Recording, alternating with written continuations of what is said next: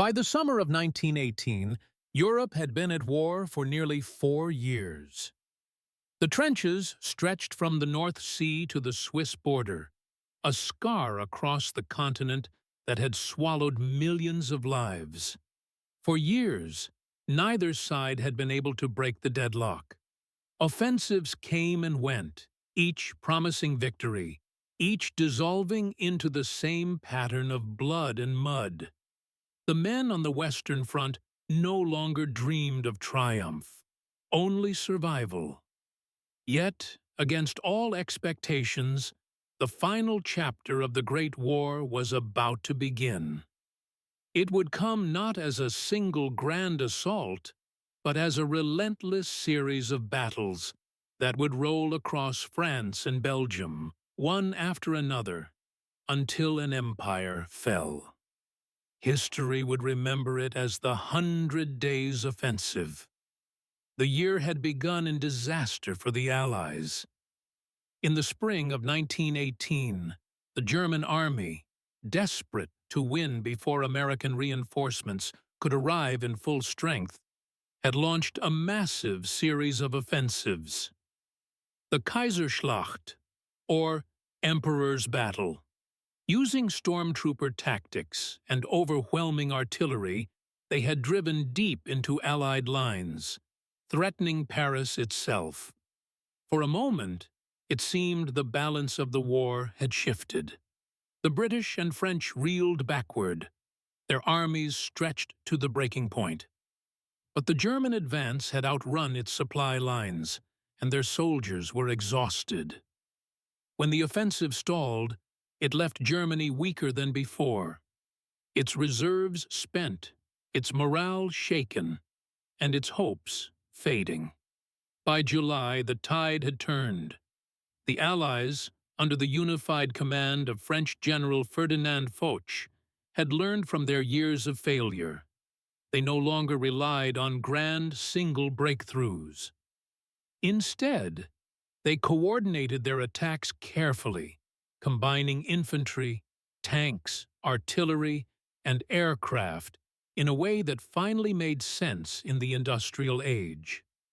The men who would execute this strategy, British, French, Canadian, Australian, American, and others, were veterans hardened by years of slaughter. They had lost their innocence, but not their resolve. The war that had begun with illusions of glory would now end through grim, disciplined efficiency. The opening move came at the Battle of Amiens on August 8, 1918.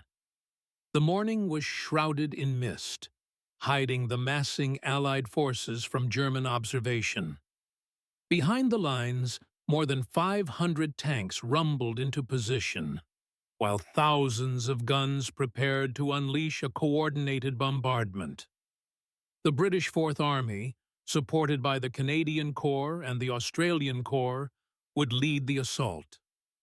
Their objective was simple: to smash the German front near the Somme River and drive them back toward their supply bases. But beneath that simplicity lay a profound shift in warfare. A combined arms operation unlike any the world had yet seen. At 4:20 a.m., the artillery opened fire. The roar was deafening, a rolling curtain of explosions that blinded and deafened the defenders. Moments later, the tanks advanced, their engines growling like monsters in the fog. Behind them came the infantry, moving in waves across no man's land. The Germans, caught by surprise, offered only sporadic resistance. Their morale was crumbling. Months of retreat and starvation had taken their toll. Entire units surrendered without a fight. By noon, the Allies had advanced up to 8 miles, the greatest single-day gain since the trenches had been dug. German General Erich Ludendorff, stunned by the collapse, called August 8th the Black Day of the German Army. To the soldiers who fought it, Amiens felt different from the battles that had come before. For once, the attack did not stall in the wire. The tanks did not bog down in the mud. The artillery supported rather than hindered the infantry. The lessons of years of slaughter had finally coalesced into something resembling mastery. As the Canadians captured the town of Villers-Bretonneux and the Australians pressed toward the Somme crossings, they sensed something that had been absent for years: momentum. The fog lifted, and for the first time, the Allied troops could see their enemies fleeing rather than advancing. The Germans retreated to hastily prepared lines, but the offensive did not stop. Foch ordered fresh assaults all along the front, exploiting every weakness.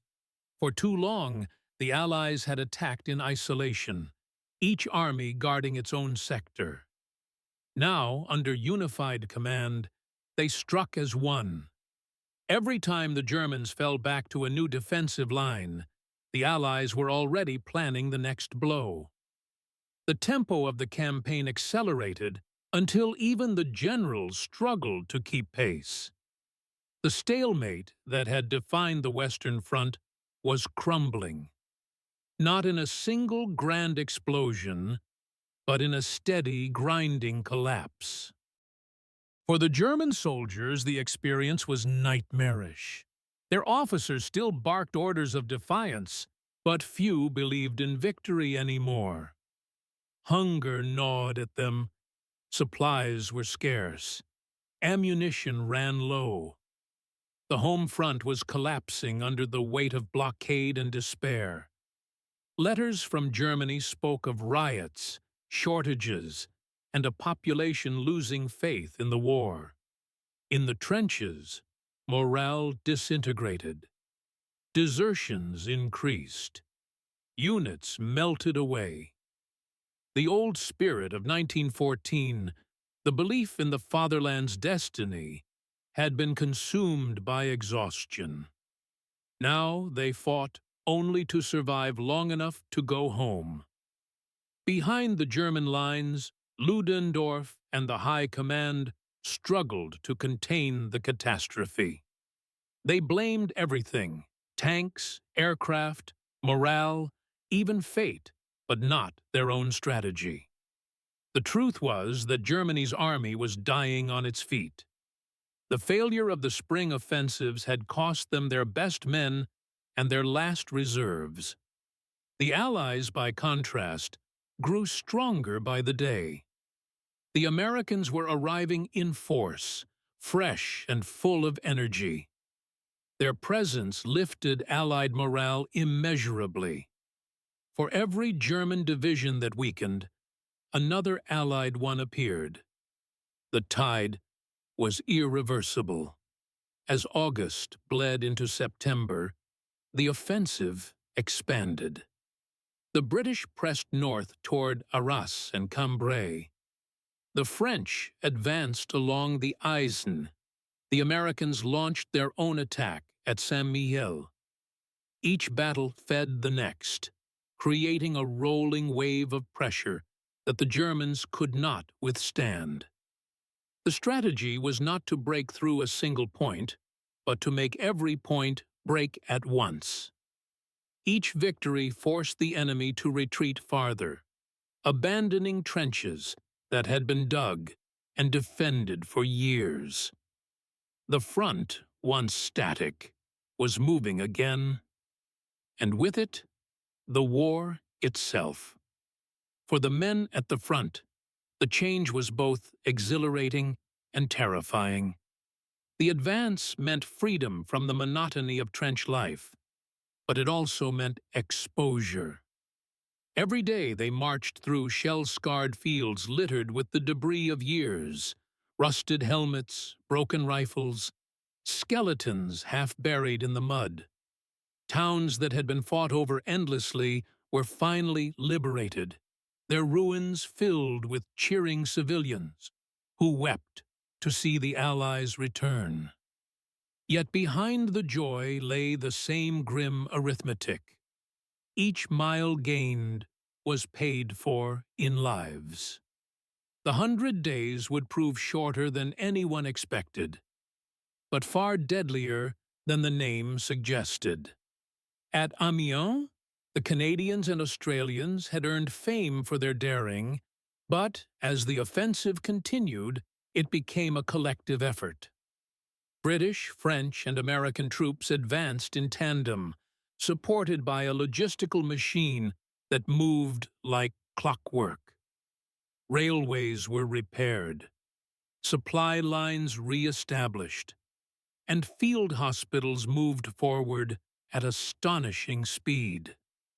The war had become mobile again, a word that had nearly vanished from the vocabulary of the Western Front. Soldiers began to talk of going home, of the end being near. Few dared to believe it outright, but the feeling spread nonetheless. Something irreversible had begun. Even nature seemed to reflect the shift. After years of mud and rain, the late summer of 1918 was unusually bright and dry. The fields of northern France, once torn to shreds, shimmered with golden stubble. The roads filled with marching columns, the hum of engines, the rattle of tank tracks. In the air, Allied squadrons roamed freely, their dominance uncontested. The sky that had once belonged to the Red Baron now belonged to the Allies. It was as if the world itself had tilted toward conclusion. And yet, for all the triumph, the men who fought in the 100 Days Offensive carried the weariness of 4 years of horror. They had seen too much to feel victory as joy. Even as they advanced, they passed graves marked by wooden crosses, countless reminders of the price paid for each new dawn. The war that had begun with bright uniforms and banners was ending in exhaustion and dust. The men knew it instinctively. There would be no glory in the end, only relief. After the stunning breakthrough at Amiens, the Allied armies did not pause. General Ferdinand Foch understood that hesitation was the enemy of momentum. In every previous offensive of the war, success had been squandered by delay, by the need to consolidate, resupply, and prepare for the inevitable counterattack. But in 1918, the balance had changed. The Germans no longer had the strength to strike back with the fury of years past. Their reserves were depleted, their morale in collapse, and their supply lines crumbling under the pressure of constant retreat. The Allies, at last, had seized the initiative, and they would not let it go. In the days following the Battle of Amiens, the German High Command ordered a general withdrawal to a line of defenses known as the Siegfriedstellung, or the Hindenburg Line. Built in 1917 as the backbone of the German defensive system, it stretched from Arras in the north to Soissons in the south. Hundreds of miles of concrete bunkers, deep trenches, and barbed wire. It was supposed to be impregnable. The Germans had boasted that no army could break it. Now, as Allied forces pursued them across northern France, it was all that stood between them and the open plains of Belgium and Germany beyond. The retreat itself was chaotic. German units fell back through ruined towns and empty villages, their columns clogged with wagons, guns, and refugees. Horses collapsed from exhaustion. Soldiers threw away their rifles and marched with blank, hollow faces. Behind them, the Allies advanced methodically, repairing railways, clearing roads, and bringing forward supplies. The ground they recaptured was devastated. Fields cratered by shells, forests stripped bare, entire towns erased from the map. Yet everywhere the French and British troops went, civilians emerged from cellars and barns, waving tricolor flags and offering flowers to their liberators. For the first time in years, the people of northern France saw their own soldiers again. The tears and cheers that greeted them felt like a prelude to peace. As August turned to September, the offensive broadened. The British attacked near Arras. The French struck along the Aisne, and to the south, the newly arrived American Expeditionary Force, under General John J. Pershing, prepared for its first independent action.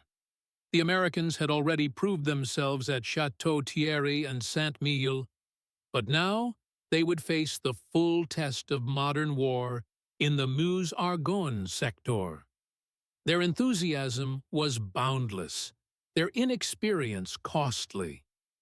Yet their sheer numbers, the promise of millions more to come, loomed like a storm over Germany's faltering hopes.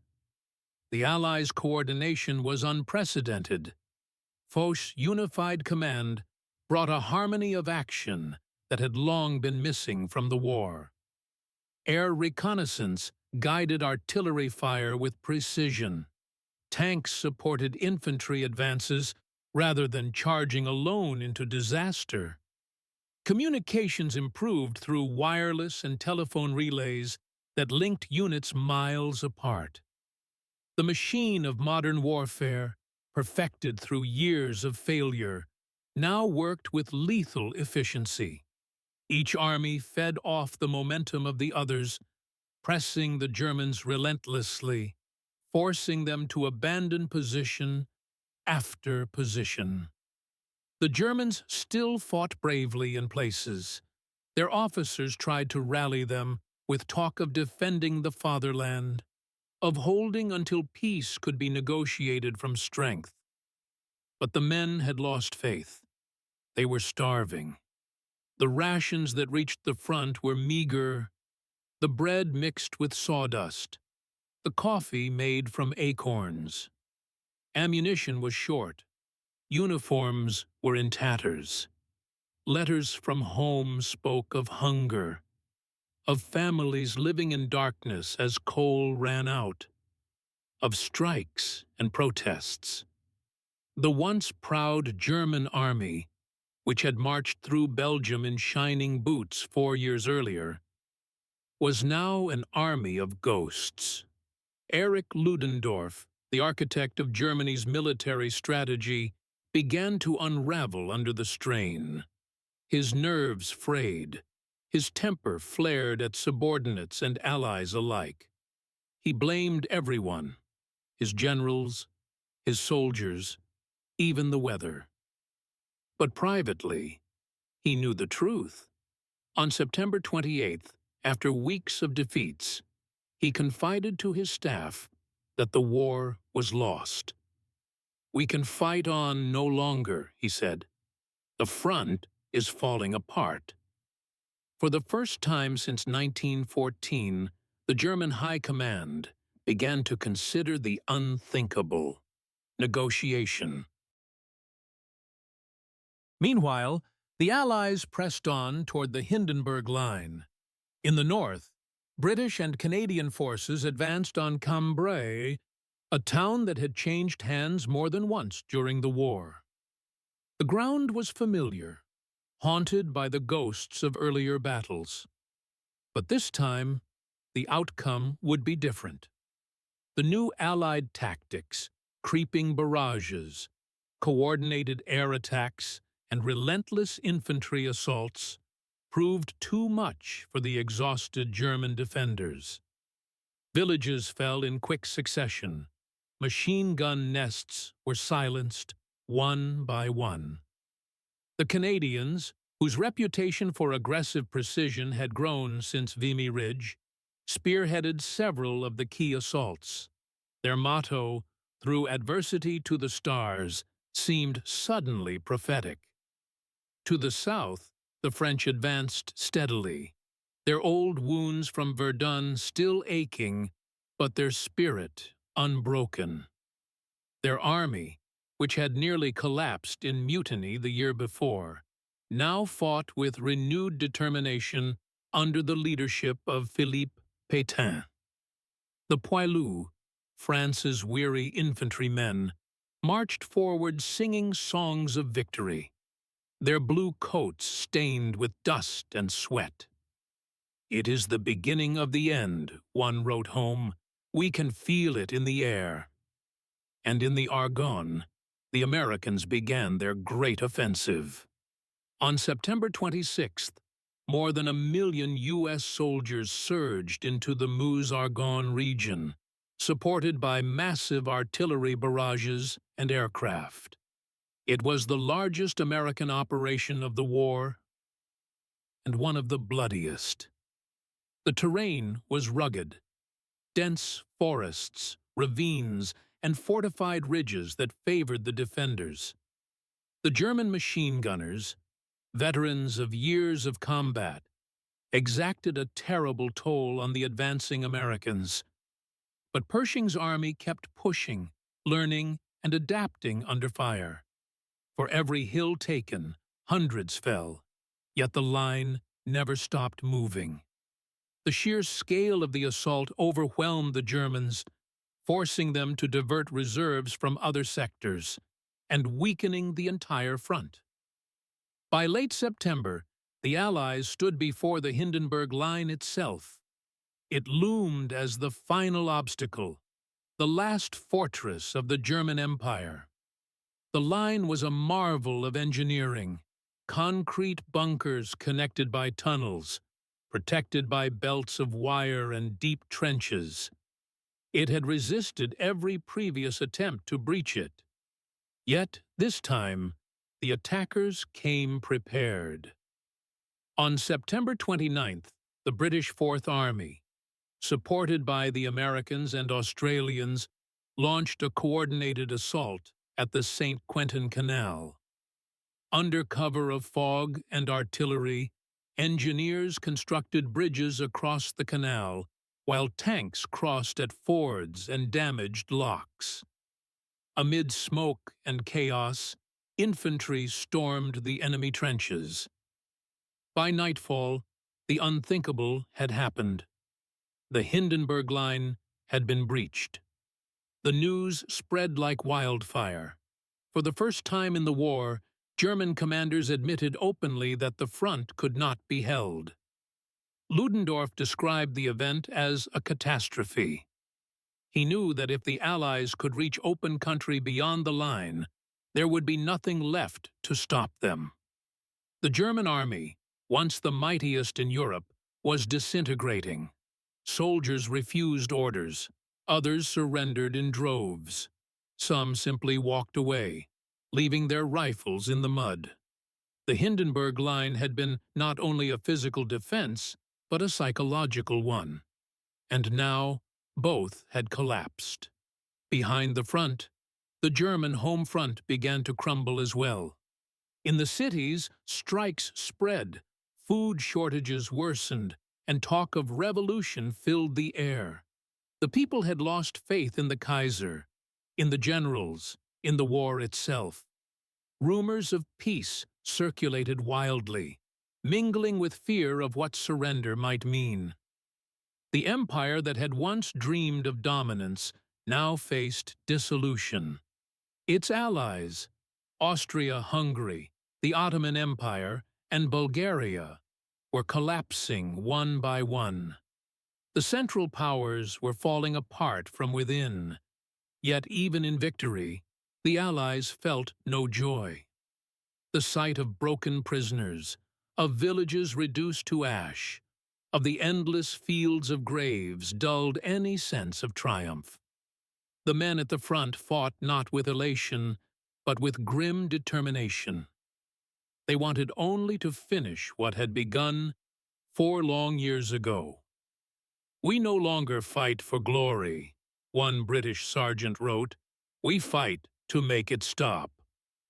By October, the Allied advance had become a rolling tide. The Germans retreated across northern France, pursued by armies that seemed to multiply with every passing week. The guns never ceased. Each battle flowed into the next. Cambrai, the Selle, the Sambre. Town after town was liberated. In every direction, the front lines moved eastward, carrying with them the weight of 4 years of history. The war's final act was unfolding at last. By October 1918, the German army was in full retreat. What had begun in August as a cautious Allied counteroffensive had become a relentless pursuit across the scarred fields of France and Belgium. The front, once immovable for 4 years, now shifted daily. Every morning, soldiers awoke to new orders, new horizons. The lines on the maps at headquarters moved eastward like the tide. Villages that had been names of despair, Cambrai, Lens, Lyon, were now words of victory. For the first time in the Great War, it seemed as though the fighting might actually end. But no one believed it would be easy. The Germans, though broken in spirit, still fought with the skill of veterans. Their retreat was organized, covered by rearguard actions that turned every river and ridge into a temporary fortress. Artillery and machine guns continued to exact a heavy price. The Allies advanced through a wasteland. Villages burned to ashes, bridges blown. The land deliberately flooded. The Germans left nothing behind that could aid the enemy. They called it scorched earth. The Allies called it spite. Civilians who had survived 4 years of occupation watched in tears as their homes went up in flames. Liberation came with the smell of smoke.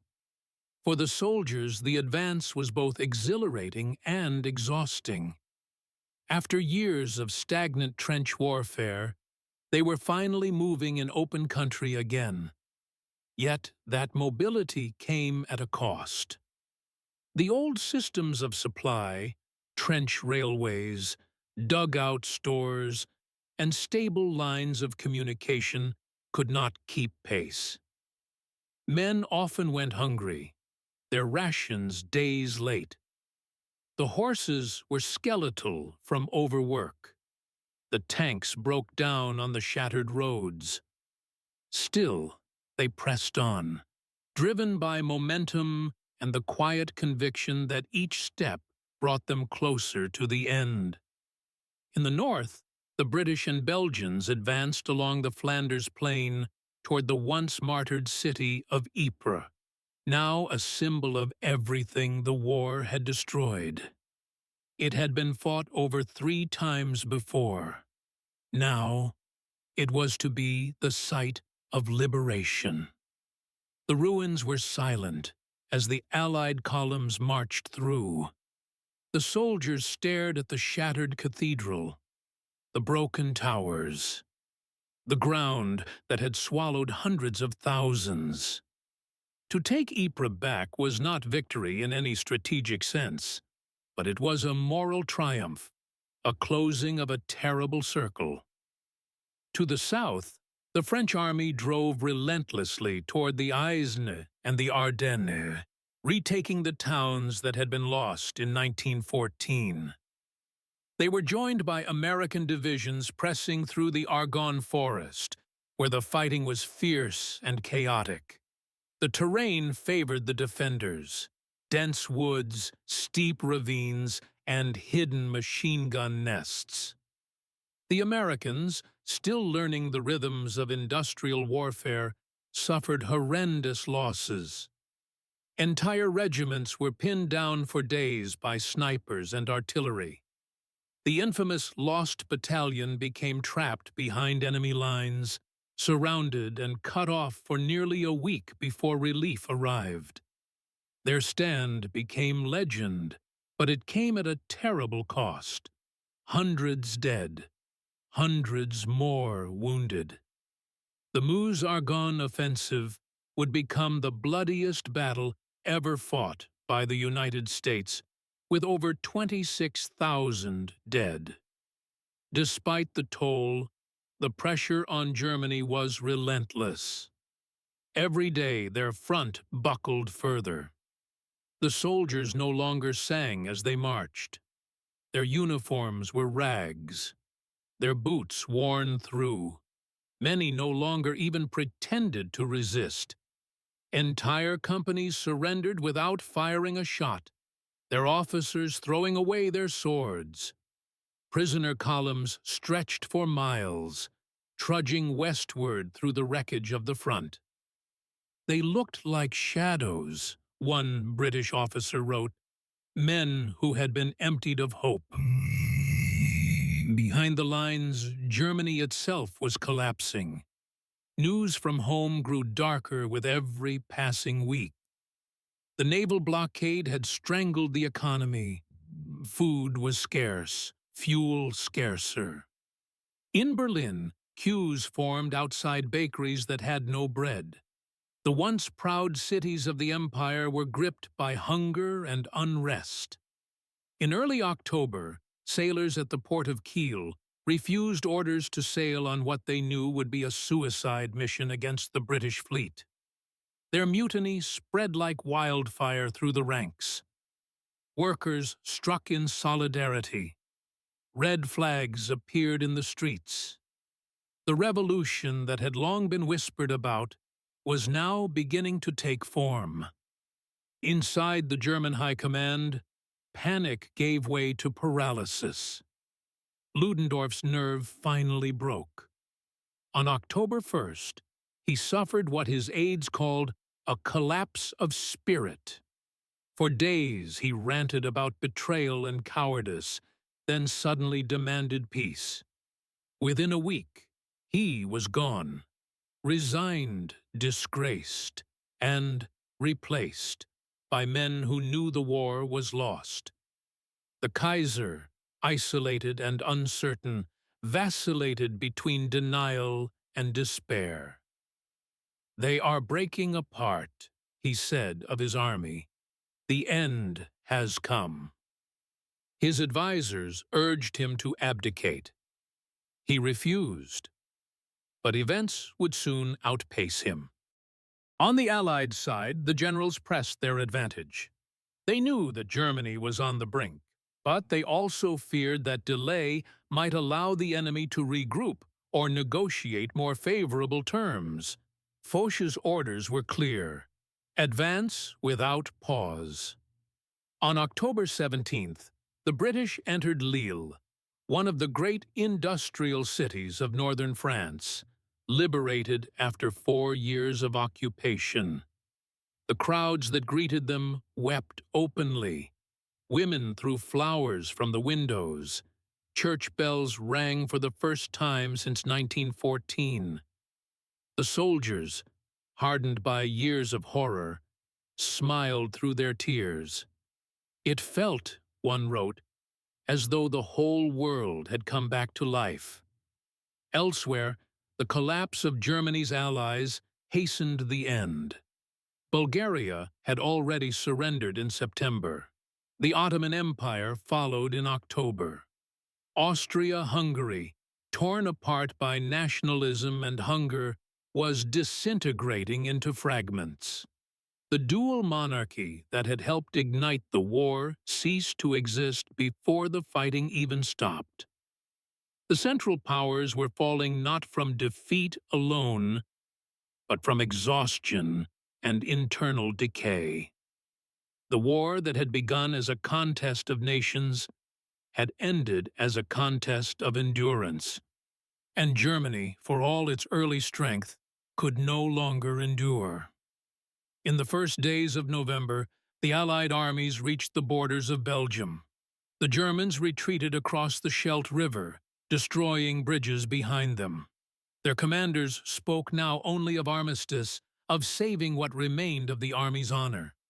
The soldiers no longer listened.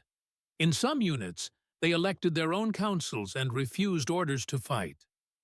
The empire of discipline and obedience was dissolving before the world's eyes. On November 3rd, the German fleet at Kiel raised the red flag of revolution. Within days, the uprising spread to Berlin, Munich, and Hamburg. Workers' and soldiers' councils seized control of the streets. The Kaiser, realizing at last that his empire was gone, fled across the border into the Netherlands. His abdication was announced on November 9th. Germany, once ruled by an emperor, became a republic overnight. Its first act was to seek peace. By then, the Allied armies were already within reach of victory. The British advanced toward Mons, the same town where they had fought their first battle of the war in 1914. The symmetry was almost poetic. The war that had begun there would end there. The soldiers who marched through its streets on November 10th saw the familiar landmarks, now scarred by years of battle. Some wept. Others simply stared, numb. It was like a dream, one veteran recalled. We had come full circle. Behind the front, rumors of an imminent ceasefire spread rapidly. Men who had long since ceased to hope began to whisper that it was over. The last shells fell with a strange sense of unreality. Officers warned their troops to remain cautious until official orders came, but few could restrain their relief. After 4 years of war, the idea of silence was almost impossible to imagine. And yet, even in those final days, men continued to die. In the forests of the Meuse and on the plains of Belgium, machine guns still fired. Shells still burst. The armies that had been enemies for a generation continued to kill each other until the very last moment. History would later record the cruelty of those final hours. The lives lost after the armistice had already been agreed upon, but not yet announced. For the soldiers in the trenches, time itself seemed suspended between death and deliverance. On the night of November 10th, 1918, the guns fell quieter than usual. The cold air carried the scent of wood smoke and the faint sound of bells from distant towns. In a railway carriage deep in the forest of Compiègne, the German delegation met the Allied commanders to sign the terms of the armistice. The document was stern: immediate cessation of hostilities, withdrawal of German forces, surrender of weapons and equipment. There would be no negotiation, no mercy, only an end. The signing took place in the early hours of November 11th. Outside, the rain fell softly. The men who signed it did so in silence, knowing they were ending one of the greatest and most terrible struggles in human history. The order went out to the front. The guns would cease at 11 o'clock. At 11 o'clock on the morning of November 11th, 1918, the guns stopped. The thunder that had shaken Europe for 4 years faded into silence. From the Channel coast to the Alps, soldiers stood motionless in the trenches, scarcely able to believe it. The order had come down the line just after dawn. Ceasefire at 11. Some had cheered. Others had cried. A few refused to react at all, as though afraid that hope itself might prove false again. When the hour came, men peered over parapets, expecting another shell, another burst of machine gun fire. But none came. Only the wind moved across the ruined fields.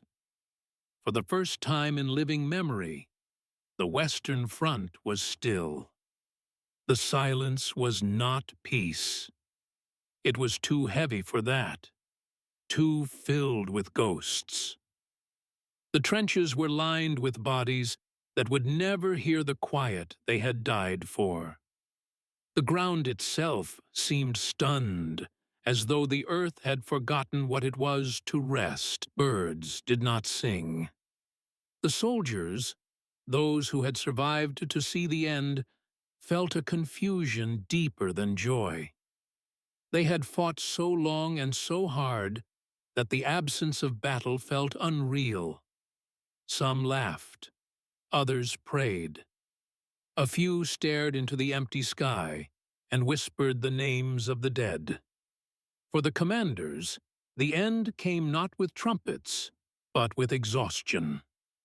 In the railway carriage at Compiègne, where the armistice had been signed hours earlier, the Allied leaders shook hands without smiles. General Foch, his face stern, simply said, "It is finished." Yet even he knew that nothing was truly finished. The war had ended, but the peace that would follow was uncertain, fragile, and filled with resentment. The 100 Days Offensive had broken Germany's armies, but it had also broken Europe's heart. Along the front, the transformation from war to stillness was abrupt and surreal. Men who had been enemies an hour earlier climbed out of their trenches and walked toward each other. They exchanged cigarettes, photographs, even handshakes. German soldiers wept openly, not from relief alone, but from humiliation and disbelief. They had fought for 4 years, believing themselves invincible. Now they were beaten, their empire gone, their homeland in turmoil. The victors, too, were hollow-eyed. "There is no glory in this," a British captain wrote in his diary that evening. "Only survival." The news spread quickly through the towns and cities of Europe. In Paris, crowds filled the boulevards, waving flags and singing the Marseillaise. Church bells rang across France, each note a release of years of fear and sorrow. In London, Big Ben tolled for the first time since 1914.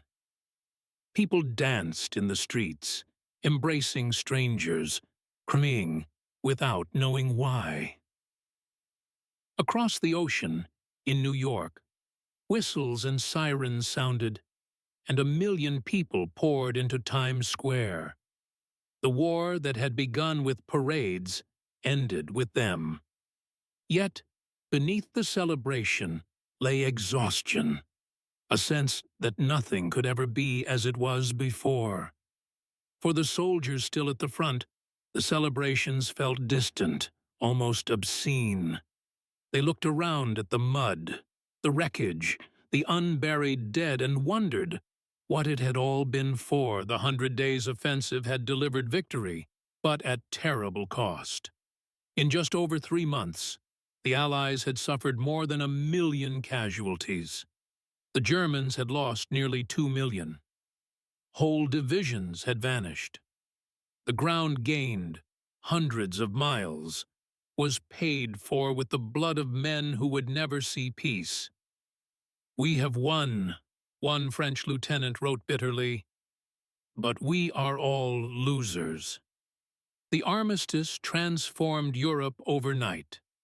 German troops withdrew across the Rhine, leaving behind shattered cities and endless graves. In Berlin, a new government proclaimed the Weimar Republic amid chaos and uncertainty. Revolution spread through the streets. Soldiers' councils took control of barracks. Red flags fluttered where imperial banners had once flown. The Kaiser, exiled in the Netherlands, watched helplessly as the empire he had built disintegrated. For ordinary Germans, the defeat was a humiliation that cut deep, a wound that would not heal easily. For the victors, too, the aftermath was complex. France rejoiced in liberation but mourned the generation it had lost. Britain celebrated its triumph but faced debt and disillusionment. The United States, having entered the war only in its final year, returned home eager to forget it. The map of Europe was redrawn in Versailles the following year, but the lines of grief could not be erased so easily. The 100 Days Offensive had ended the fighting. The peace would sow new conflicts. Yet, for all the political consequences, the human meaning of those final months was simpler. The men who had fought from Amiens to Mons had achieved what once seemed impossible. They had ended a war that the world believed could not end. They had broken through the trenches, shattered the myth of invincibility, and forced an empire to its knees. They had done it not through glory or inspiration, but through persistence, through the grim, methodical courage of soldiers who refused to stop moving forward. Many of them would never speak of it again. When they returned home, they found themselves strangers in their own countries. The world they had known before 1914 was gone. The empires that had ruled Europe for centuries, the Austro-Hungarian, the Ottoman, the Russian, the German, were all destroyed or dying. In their place stood fragile democracies, angry populations, and a sense of betrayal that would linger for decades. The men who had fought in the 100 Days Offensive carried within them the memory of that final march, a memory of endurance, not triumph. In the years that followed, writers and poets would try to capture the meaning of those last 100 days. Some saw them as redemption, the moment when justice finally triumphed. Others saw them as tragedy, the last spasm of a civilization destroying itself. "We marched through a dying world," one veteran recalled. "Every village we freed was a grave." The beauty of those words lay in their truth. The 100 Days Offensive was both victory and requiem, liberation and lament. In France, the cemeteries multiplied, endless rows of white crosses stretching across the fields of Picardy and Flanders. In Britain, the names of fallen sons filled village memorials from Cornwall to the Highlands. In Germany, families mourned in silence, their grief mingled with anger and shame.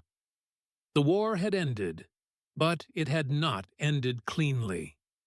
It had left behind a Europe haunted by its own triumph. For the generation that fought it, the 100 Days Offensive was the final test of endurance. It demanded everything that remained of their strength, their faith, and their humanity. It showed them what victory meant when it was stripped of illusion. When the guns stopped at last, they did not cheer. They listened. The silence was their reward.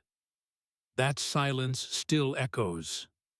A century later, when the bugles sound the last post at memorials across the world, they honor not only those who fell in 1918, but the endurance that carried them to the end. The 100 Days Offensive was not just the conclusion of a war. It was the moment humanity glimpsed the limits of its own creation. It was proof that even in ruin, there can be resolve, and that the will to survive can outlast the machinery of destruction. And so the story closes as it began, with men standing in a landscape of ruin, waiting for a dawn that feels both new and ancient. The sun rises over the fields of France, lighting the broken earth with a fragile glow. The guns are silent. The air is still. Somewhere, a lark begins to sing.